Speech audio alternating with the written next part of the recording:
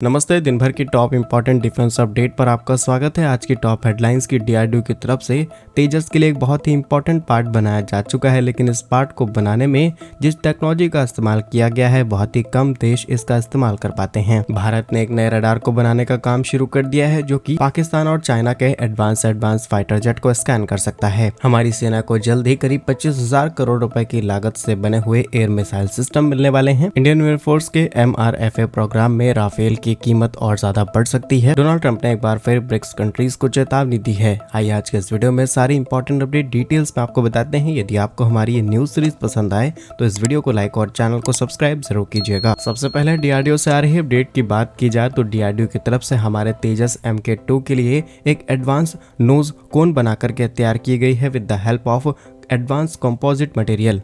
अब इस कोन नोज की बात की जाए तो इसे आप फाइटर जेट की नाक कह सकते हैं, जो कि फाइटर जेट में सबसे ज्यादा आगे लगी हुई होती है। ये कोन की तरह होती है ताकि आने वाले एयर ड्रैग प्रेशर को आसानी से कम किया जा सके और फाइटर जेट अपनी मैक्सिमम स्पीड के साथ ऑपरेट हो सके। और इसी चीज को लेकर के डीआरडीओ ने बड़ी सफलता हासिल की है। और रिसेंटली पुणे के अंदर एक बहुत ही इंपॉर्टेंट कार्यक्रम का आयोजन किया जाता है जिसमें डीआरडीओ की तरफ से तेजस MK2 के लिए पहली बार तैयार किए गए कंपोजिट नोक कोन का प्रदर्शन किया गया। साथ ही साथ उस मीटिंग में ये भी कहा गया कि भारत के डीआरडीओ के अंडर आने वाली जितनी भी लैबोरेटरीज हैं उनको एक साथ कनेक्ट किया जाए, एक ज्वाइंट वेंचर को सेटअप किया जाए ताकि हम कंपोजिट मटेरियल्स का इस्तेमाल करते हुए आगे आने वाले जितने भी फाइटर जेट प्रोग्राम है, चाहे वो M का हो, उसमें इसका इस्तेमाल करें। बिकॉज इस तरीके के कंपोजिट मटेरियल जिसमें ज्यादातर कार्बन प्लास्टिक, फाइबर प्लास्टिक, इन सब का इस्तेमाल किया जाता है जिसके इस्तेमाल से बने हुए फाइटर जेट या फिर कोई भी मिसाइल आसानी से अदृश्य हो जाती है। ऐसा इसलिए कि इस मटेरियल से बना हुआ कोई भी हथियार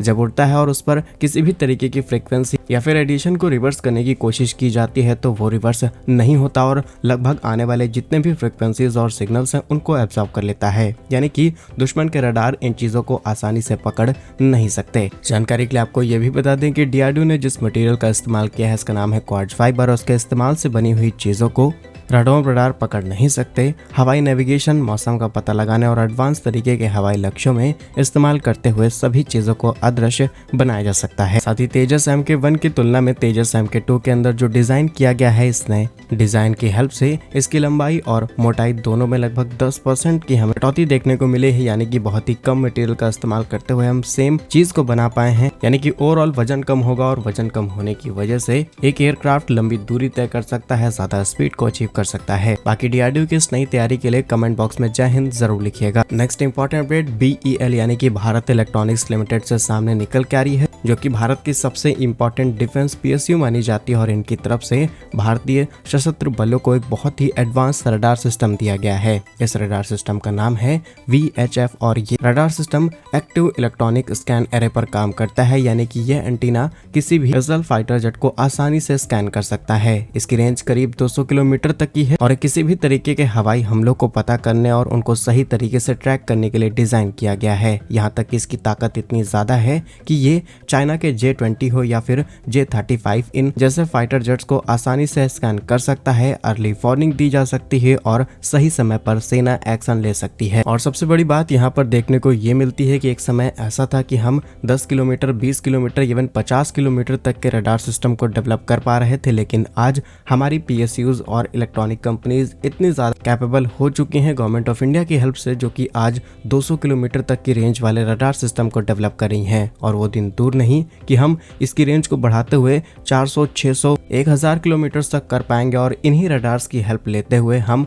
आने वाले समय में जो एयर डिफेंस सिस्टम है उन्हें भी अपनी टेक्नोलॉजी से तैयार कर पाएंगे। और इस नए रडार सिस्टम से आप आसानी से कह सकते हैं कि भारत किसी भी 200 किलोमीटर रेंज वाले यानी कि S-200 जैसे एयर डिफेंस सिस्टम को खुद से तैयार कर सकता है। नेक्स्ट इंपॉर्टेंट अपडेट भी BEL यानी कि भारत इलेक्ट्रॉनिक्स लिमिटेड से सामने निकल के आ रही है, जहां पर रिसेंटली BEL के chairman and managing director Manoj Jain की तरफ से इंफॉर्मेशन दी जाती है कि 6 से 8 महीनों के भीतर ये फाइनलाइज कर दिया जाएगा कि कंपनी को जल्द ही 25,000 करोड़ रुपए की डील मिलेगी, जिसमें हम quick reaction surface to air missile system, जिसे QRSAM के नाम से जाना जाता है, इसे डेवलप किया जाएगा। और जैसे ही ही कॉन्ट्रैक्ट इनके हाथ में आएगा वैसे ही इसको कुछ ही साल के अंदर डिलीवर कर दिया जाएगा। एक्सपेक्टेशन ये है कि 2026 में इसकी पूरी डिलीवरी कर दी जाएगी। अब इस तरीके के हथियार हमारे पास होने जरूरी हैं, क्योंकि ऐसे हथियारों को भी हमने बहुत लंबे समय तक इंपोर्ट कराया है, लेकिन करंटली जो बॉर्डर चैलेंजेस हैं उनको फेस करने के लिए ये हथियार बिल्कुल फिट बैठता है। डिटेल्स की बात की जाए तो 2024 में DRDO की तरफ से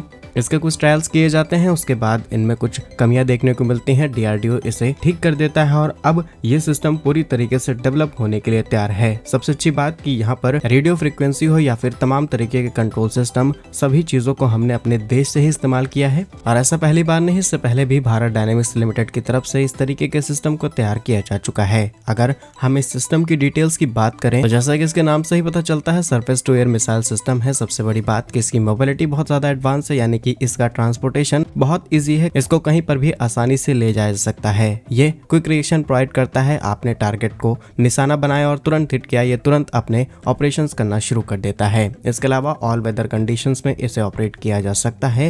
इलेक्ट्रॉनिक कैपेसिटी लगी है, इलेक्ट्रॉनिक सिस्टम लगे हैं जिससे एक्यूरेसी बहुत ज्यादा एडवांस हो जाती है। देन इसकी जो रेंज है वो करीब 30 किलोमीटर के आसपास है, एल्टीट्यूड 6 किलोमीटर का, स्पीड 4.7 मैक के आसपास और गाइडेंस की भी कैपेसिटी है जिसमें एक्टिव रडार सिस्टम का इस्तेमाल किया जाता है और अपने साथ बहुत ही ज्यादा हाई एक्सप्लोजिव मटेरियल को आसानी से ले जा सकता है। Next important update, Indian air force को मिलने वाले राफेल फाइटर जेट से सामने निकल के आ रही है, जहां पर भारत का एक इंपॉर्टेंट प्रोग्राम जिसका नाम है MRFA यानी कि मल्टी रोल फाइटर एयरक्राफ्ट, अब इसमें जो राफेल शामिल किए जाएंगे जिसकी नई कैटेगरी हमें देखने को मिली है, दैट इज F4 कॉन्फ़िगरेशन, और इसकी वजह से इनकी कीमतों में बदलाव हो सकता है और भारत के लिए ये राफेल और ज्यादा महंगा पड़ सकता है। जानकारी के लिए आपको बता दें कि इस प्रोग्राम के तहत हमें करीब 110 नए फाइटर जेट्स खरीदने हैं, जिसमें हम अलग अलग कंपनीज को पार्टिसिपेट कराने वाले हैं और इसमें राफेल बहुत अहम भूमिका निभा सकता है, क्योंकि इसको हम काफी लंबे समय से ऑपरेट भी करते आ रहे हैं। लेकिन ट्रांसफर ऑफ टेक्नोलॉजी के साथ साथ इस पूरे राफेल स्क्वाड्रन को खरीदने में हमें ज्यादा कीमत देनी पड़ सकती है और इसका बड़ा एग्जांपल हमें UAE में देखने को मिलता है, जहां पर रिसेंटली UAE ने 80 राफेल खरीदने की एक डील को फाइनल किया जिसकी कीमत $16 अरब थी, जो कि पिछले 3 से 4 सालों में जो 5 से 7% का इन्फ्लेशन देखने को मिला है अलग अलग कंट्रीज में, उसके हिसाब से इसकी कीमत $17.6 बिलियन के आसपास हो गई है। और अगर भारत 110 में से 110 फाइटर जेट राफेल ही खरीदेगा विद टेक्नोलॉजी और ट्रांसफर के साथ, तो $27 अरब तक की कीमत हमें देनी पड़ सकती है। और जब इसकी शुरुआत की गई थी तब इसकी लागत लगभग 19 से 20 अरब के आसपास थी। मतलब सेम पैटर्न जो अमेरिका ने कुछ समय पहले किया F414 इंजन को लेकर के $1 बिलियन की डील को $1.5 बिलियन तक ले जाया गया। अब सेम फॉर्मूले पर फ्रांस ने काम करना शुरू कर दिया है। नेक्स्ट अपडेट US से सामने निकल के आ रही है, जहां पर US ने एक बार फिर ब्रिक्स कंट्रीज जिसमें Bharat, China, Russia important partner हैं, इनको धमकाने की कोशिश की और कहा गया कि अगर इन्होंने डी-डॉलराइजेशन की तरफ मूव किया तो इन्हें 100% टैरिफ फेस करना पड़ेगा। हम किसी भी तरीके का रिप्लेसमेंट या फिर किसी भी तरीके की सहूलियत इसमें से किसी भी देश को नहीं देने वाले हैं। अब इस चीज से भले ही चीन या फिर रूस पर इम्पैक्ट ना पड़े, लेकिन भारत पर बहुत बड़ा इम्पैक्ट पड़ेगा, बिकॉज हम अमेरिका के साथ ट्रेड सरप्लस में करते हैं और अगर ये चीज लागू होगी तो डेफिनेटली हमारा जो ट्रेड सरप्लस है वो घट जाएगा और बढ़ रहा विदेशी मुद्रा भंडार बहुत तेजी से घटने लगेगा, जिससे हमें और देशों के साथ ट्रेड करने में दिक्कत आ सकती है। देखते हैं गवर्नमेंट ऑफ इंडिया इसको किस तरीके से रिजॉल्व करती है। क्या कुछ कहना है आपका इस पर, हमें कमेंट्स में जरूर बताइए। भारत कैसे ही वीडियोस पाने के लिए वीडियो को लाइक, चैनल को सब्सक्राइब जरूर कीजिए। वंदे मातरम, भारत माता की जय।